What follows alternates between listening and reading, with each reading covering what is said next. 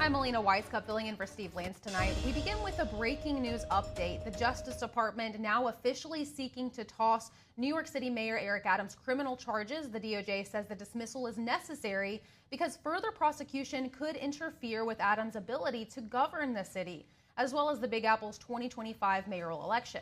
Adams faced several charges related to bribery and corruption. He pleaded not guilty to all of them last September.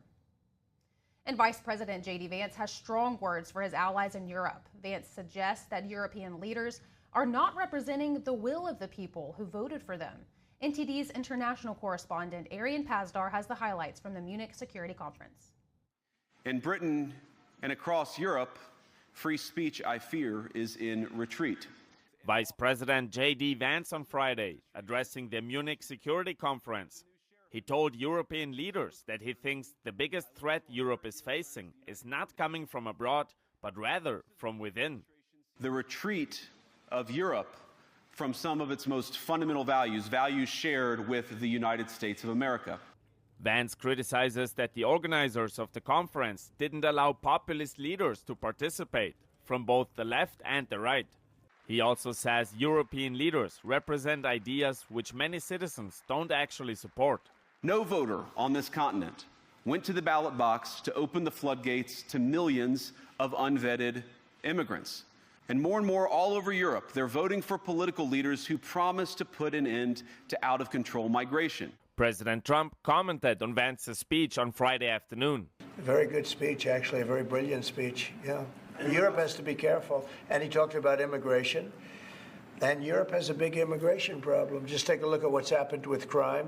After the speech, critics said that Vance was turning away from European allies and that he was downplaying the threat from Russia while focusing on different topics. Also in Munich on Friday, Vance met with Ukrainian President Volodymyr Zelensky. After the meeting, the vice president said the U.S. wants the war to end and the killing to stop. But we want to achieve a durable, lasting peace, not the kind of peace that's going to have Eastern Europe in conflict just a couple years down the road. Vance and Zelensky did not announce a critical minerals deal. Zelensky and Trump previously agreed to possibly use Ukraine's rare earth minerals as a financial guarantee for the money the U.S. is sending Ukraine. Also at the conference, Ukrainian President Volodymyr Zelensky met with U.S. senators for a town hall. Just on Wednesday, Defense Secretary Pete Hegseth said Ukraine won't be part of NATO. Zelensky now says that when former President Biden was still in office, he told Zelensky the same thing in a private conversation. But be very honest, United States, they never saw us in NATO. They just spoke about it. Zelensky says he's now waiting for talks with President Trump to work on a plan to end the fighting. Arian Pazdar, NTD News. President Trump's efforts to cut the federal workforce now encountering more legal pushback. A federal judge today temporarily blocking the Consumer Financial Protection Bureau from firing more employees.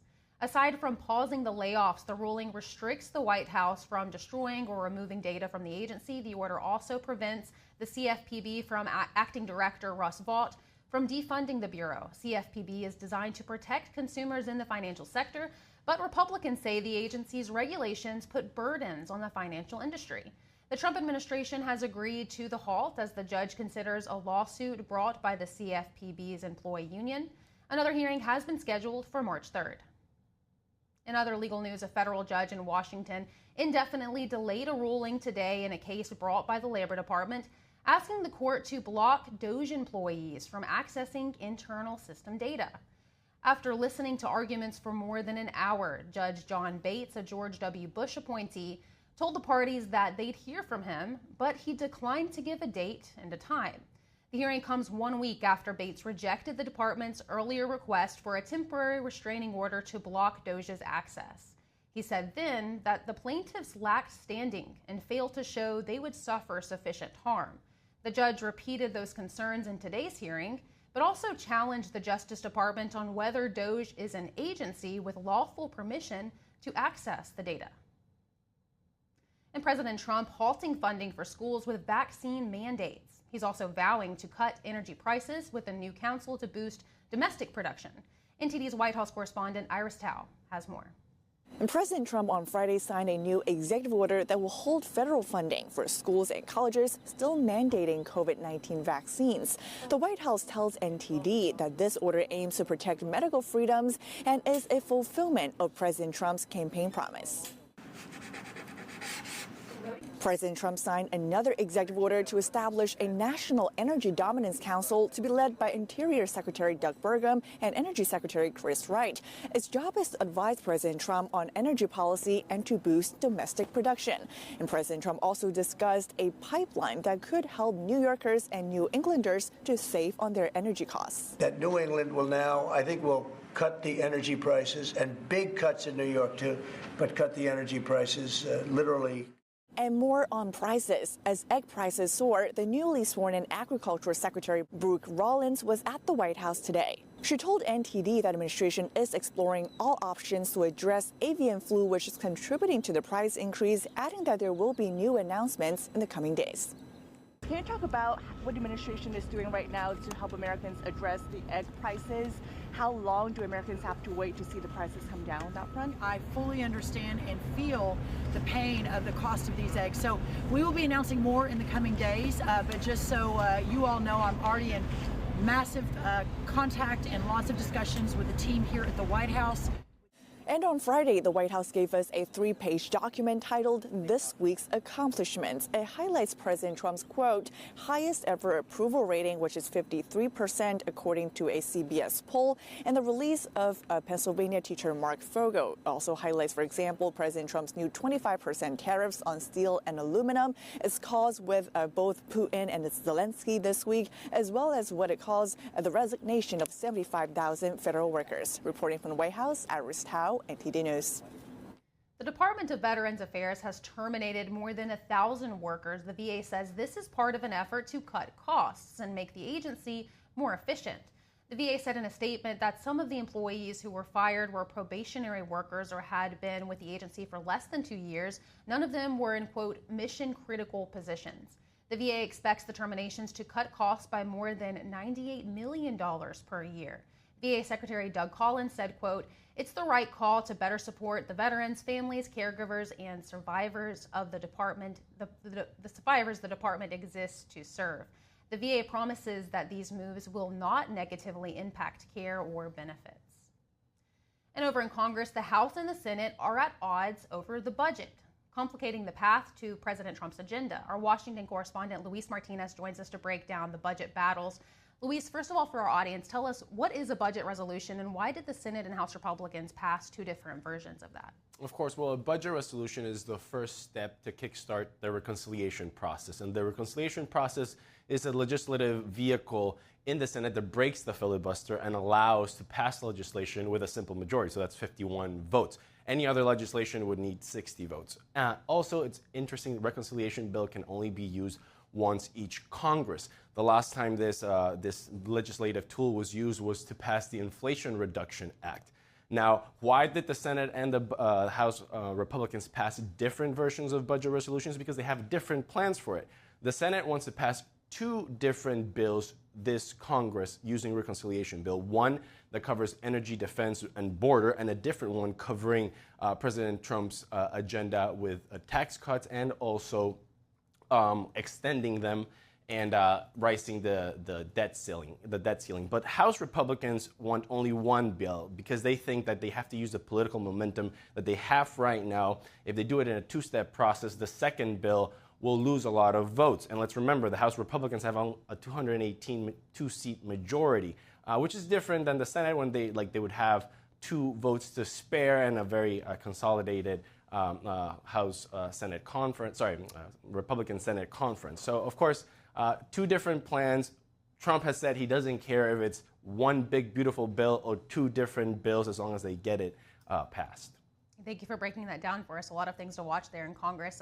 With that said, what are the details in the House's version, since that seems to be where a lot of the disagreements lie? Of course. Well, first of all, the House's version of the budget resolution was supposed to come out last week. Then Speaker of the House Mike Johnson said Sunday that didn't happen, Monday that didn't happen. We ended up getting it on Wednesday, and what we saw is that right now, tentatively, they're looking at $1.5 trillion in spending cuts and then creating a deficit of $4.5 trillion in order to extend the Trump tax cuts. And not everyone is happy, not even everyone in the House Republican Conference. Let's look at what Congressman Tim Burchett told me right after the budget resolution was made public. We're just playing games. We're going to make cuts and then give the money to the Pentagon. That's not making real cuts. They need to come to the table with some of us and make some serious offers and quit yielding to the war pimps over at the Pentagon.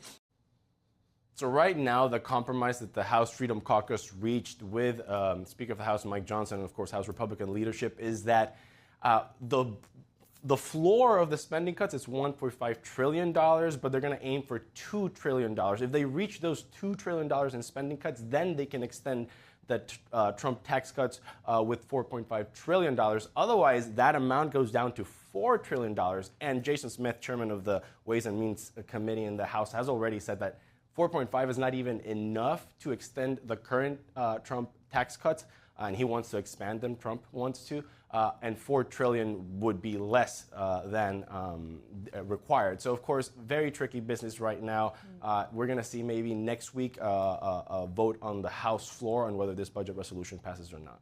That's definitely very big news in Congress. And other big news, of course, Trump's cabinet picks being filled right now. So tell us, where we stand with those cabinet positions? Who has yet to be confirmed in the Senate? Well, right now, one of the bigger names that is going to be possibly confirmed next week, or at least have a vote on the Senate floor, is Kash Patel, Trump's pick to be the next FBI director. He received an in-committee vote this week that passed through party lines. Right now, no one in the Senate Republican Conference has said that they would vote no, and it is expected that Mitch McConnell will continue to vote against Trump's nominees. He already voted against Peter Hegseth, Tulsi Gabbard, and of course is expected to vote also, voted against RFK Jr. and expected to vote against Kash Patel. We are also expecting to see a full Senate floor vote on Howard Lutnick to be the next Secretary of Commerce. Wow, a lot to watch there. Thank you for tracking it all, Luis. Of course. All right, and moving on to Southern California, it's recovering from the biggest storm of the winter, which shut down roads and caused damage to homes and vehicles. NTD's Christina Corona tells us more. Well, the storm has moved on from Los Angeles County, but the problems remain: mudslides, flooding, and a massive cleanup ahead. Just like the Eaton and Palisades fire, burn scar areas took a hit, leaving many residents to deal with the aftermath once again. A section of Pacific Coast Highway between Malibu and Pacific Palisades remains closed Friday morning after mudslides from Thursday's storm buried the road. Crews worked overnight to clear the debris, but Caltrans says the closure between Chautauqua Boulevard and Carbon Beach Terrace will remain in place until further notice. The storm brought 2.8 inches of rain to downtown Los Angeles, breaking the previous daily record of 2.71 inches set in 1954. However, the rain triggered mudslides that affected wildfire burn scars and roads, including Topanga Canyon Boulevard, which has been closed for more than a month due to the Palisades fire. Caltrans District 7 has shared before and after photos of the storm's impact on Pacific Coast Highway. In Malibu, a Los Angeles Fire Department worker escaped his SUV as it was swept into the ocean by debris Thursday afternoon on Pacific Coast Highway. According to the LAFD, the worker sustained minor injuries. In Altadena, a road near the Eaton Fire burn scar was covered by mud, debris, and trees as floodwaters surged past concrete barriers. The area was mostly deserted. In Sierra Madre, the city issued evacuation orders for areas affected by the Eaton fire. Officials are warning that emergency crews would not enter zones with active mud and debris flows. Residents in evacuated areas must shelter in place until it's safe for personnel to return. By the time the storm passes on Friday, coastal and valley areas are expected to see between 1 and 3 inches of rain, with 3 to 6 inches likely in the foothills and mountains. Light showers are expected to continue through part of Friday, but warmer, drier conditions are forecast for the weekend. Reporting from the city of El Monte, Christina Corona, NTD News. And we're finally getting some more details and insights into what happened when a Black Hawk helicopter collided with a passenger jet above the Potomac River on January 29th. Let's listen to the details from the chair of the National Transportation Safety Board. CVR data from the Black Hawk indicated that the portion of the transmission stating the CRJ was circling may not have been received by the Black Hawk crew. She said the Black Hawk crew might not have heard instructions from the air traffic controller. They may have missed some words from the controller because their microphone key was pressed at the same time. The Army helicopter was on a check flight that night, and the pilot was being tested on flying by instruments. Investigators believe the crew was wearing night vision goggles throughout the flight. Thank you for watching the Capitol Report. If you want to see our full broadcast, check us out at epochtv.com.